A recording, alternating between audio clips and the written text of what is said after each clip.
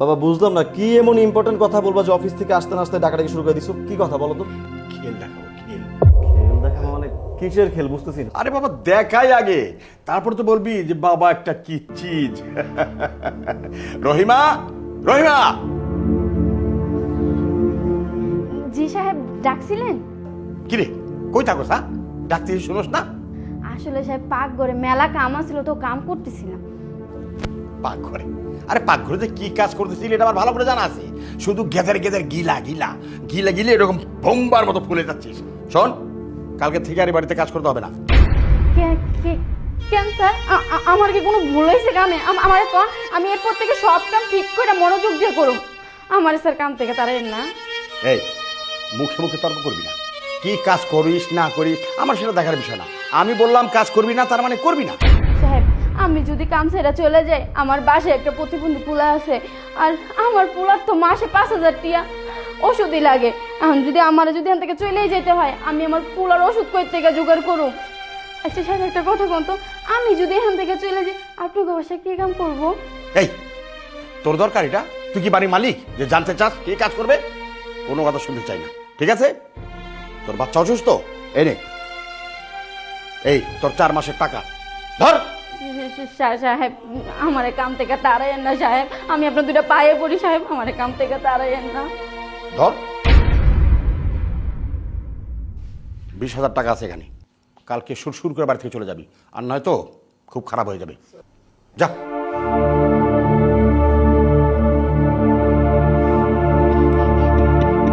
বাবা বুঝলাম না হঠাৎ করে তুমি কাজের মেয়েকে বাসা থেকে কেন বের করে দিলে?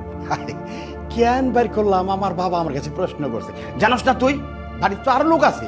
কি বলতেছো বাবা? বাড়িতে কাজের লোক কোথায় আছে? মানে বাড়িতে আর কাজের লোক কোথায়? আমি কি নিজে কাজ করবো নাকি? কি বলো? এমন না, এই আমার মাথাটা কিন্তু খারাপ করিস না। হ্যাঁ, বাড়িতে তোর ভাবি আছে, তোর ভাই আছে, এরা যে বসে বসে খাচ্ছে, হ্যাঁ, কোনো টাকা নাই, ইনকাম নাই, বসে বসে খাবে কেন? এরা যদি চাকরি বের করে দিলাম, ওরা কাজ করবে। তাই বলে বাবা ভাইয়া ভাই বাসার কাজ করবে? তুমি কি পাগল হয়ে গেছো? এত কথা বাদ দাও, ওই কাজের মেয়েকে ডাকো তুমি আমার। মুন্না, মায়ের চেয়ে মাসির দরদ বেশি, ওইটা হতে যাস না। আমি যেটা করলাম সেটাই হতে দে।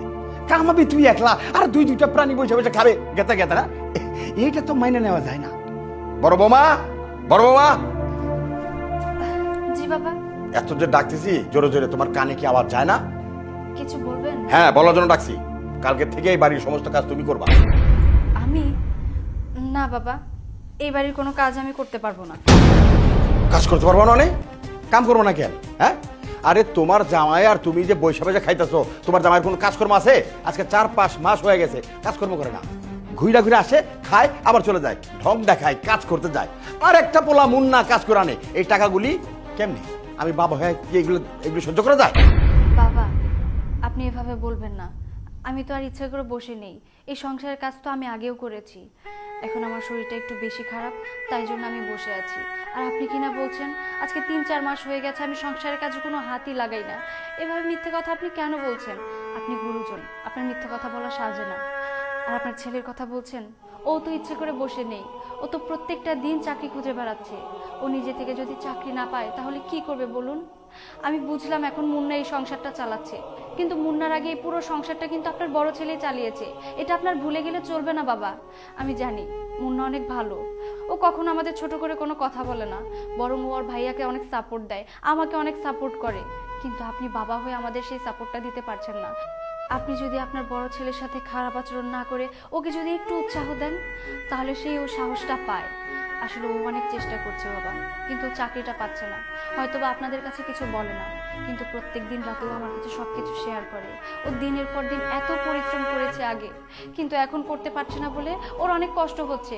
ও আমাকে বলে, অথচ আমি বাড়ির বড় ছেলে, আমি কোনো কাজ করতে পারছি না, আমি বাবার হাতে 2টা টাকা তুলে দিতে পারছি না। অথচ আমার ছোট ভাই ও সংসারের দায়িত্ব নিয়েছে। আমি ওকে বোঝাই যে এভাবে হাল ছাড়লে হবে না। আর আপনি বাবা হয়ে এইভাবে কথা বলছেন, এই কথাটা যদি অভির কানে যায় ও কতটা কষ্ট পাবে আপনি একবার ভেবে দেখুন। এই, তুমি এত বড় বড় কথা বলো কেন? হ্যাঁ, আমার সামনে দাঁড়া তুমি আমাকে হুকুম চালাচ্ছ? না, এগুলো আমি মানবো না। চলে যাও এখান থেকে। বাবা তুমি ভাবির সাথে কেন খারাপ আচরণ করছো? সেও তো তোমার ছেলের বউ, তাই না? প্লিজ বাবা এসব বাদ দাও। ভাবি কেন কাজ করতে হবে? তুমি কাজের বউ রাখো, ঝামেলা শেষ। মুন্না, একটা কথা বলবি না, একটা কথা না। ওরা যদি এই বাড়িতে থাকে এ বাড়িতে কাজ করেই খাইতে হবে, আর যদি না খায় তাহলে বাড়ি থেকে সোজা বেরো যাবে। বাহ বাবা বাহ, সুন্দর তোমার ব্যবহার, কি সুন্দর তোমার বিচার, কি সুন্দর তোমার আচরণ ছেলের বউ আর ছেলের প্রতি। বাবা, দিতে এসেছিলাম একটা সারপ্রাইজ, বাট নিজেই সারপ্রাইজড হয়ে গেলাম। এত সুন্দরভাবে তুমি তোমার বৌমার সাথে কথা বলছিলে, অবাক না হয়ে পারলাম না বাবা। তুমি কি আমার সেই বাবা যে অফিস থেকে ফেরার সাথে সাথে বুকি টেনে নিয়ে বলতে বাবা কতটা কষ্ট হলো? তুমি কি আমার সেই বাবা অফিস থেকে আসতে একটু দেরি হলে ফোনের উপর ফোন দিয়ে জিজ্ঞেস করতে বাবা কত দূর? খুব অবাক হচ্ছি বাবা, মাত্র কয়েকটা মাস আমার চাকরি নাই বাবা, আমার টাকাতেই কিন্তু পুরো বাড়িটা করেছিলাম বাবা। বাবা, আমার টাকাতে কিন্তু পুরো সংসারটা আমি 10 বছর চালিয়েছি বাবা। 10টা বছর আমি চাকরি করেছি। লাস্ট কোম্পানির একটা ছোট্ট ঝামেলার জন্য 5 মাস ধরে আমার চাকরি নেই, তাতেই বাবা তোমার এই আমূল পরিবর্তন? অবাক হই বাবা।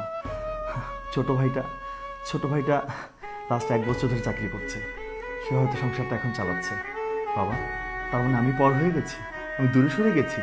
এটা তো একটা সন্তানের জন্য মরার থেকে বেশি কঠিন।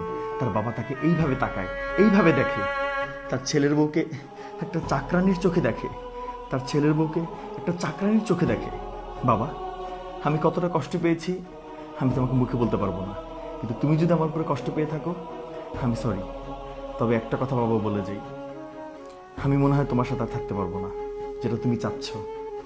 আর ছোট ভাই, তুই অনেক করেছিস সংসারের জন্য, বাবার খেয়াল রাখিস।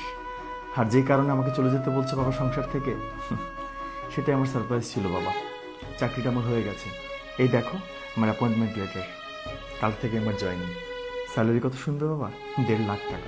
যাই হোক বাবা, তোমার দোয়া ছিল বলেই এত ভালো চাকরিটা আমি পেয়েছি। তবে একটা কথা বাবা বলে যাই, প্রত্যেকটা সন্তান প্রত্যেকটা বাবা মার জন্য সমান হয়, কিন্তু বাবা তুমি এক চোখে আমার ভাইকে রেখেছো, আর এক চোখে রেখেছো আমাকে। 2টা চোখ কখনো তুমি সমান করতে পারো না, এটাই আমার ব্যর্থতা বাবা। তোমাকে নতুন করে বলার কিছু নেই, অথই চলো। হ্যাঁ, বাবা আসলে একটু কথা শোন আমার, আমি কি বলতে চাচ্ছি। বল না আমার একটু কথা শোন না বাবা। না বাবা, অনেক বলেছো, আমি সবটা শুনেছি বাবা, বিশ্বাস করো। আমি আড়াল থেকে তুমি কি কি বলেছো সবগুলো কথা আমি শুনেছি। আমার নতুন করে আর কোনো কথা বলার নেই বাবা, কোনো কথা শোনারও নেই। আমি চলে যাচ্ছি, আমার টাকা করে এই বাড়ি তোমাকে আর আমার ভাইকে দিয়ে যাচ্ছি। তুমি ভালো থেকো বাবা। বাবা, আমি হয়তোবার তোমার দরজায় কোনোদিন ফিরবো না, কিন্তু তুমি তো আমার বাবা, আমার দরজা তোমার জন্য সারা জীবন খোলা বাবা। তোমার যখন আমাকে প্রয়োজন হয় চলে এসো, আমাকে ডেকো বাবা, আমি আছি। আমি তোমার জন্য সারা জীবন আছি, তোমার সন্তান তোমার জন্য সারা জীবন আছে বাবা। অথই এখানে আর 1 মুহূর্ত তুমি চলো আমার সাথে, হাসি বাবা, এসো। দেখলি হ্যাঁ কেমন করে আমাকে কথা শুনিয়ে গেল।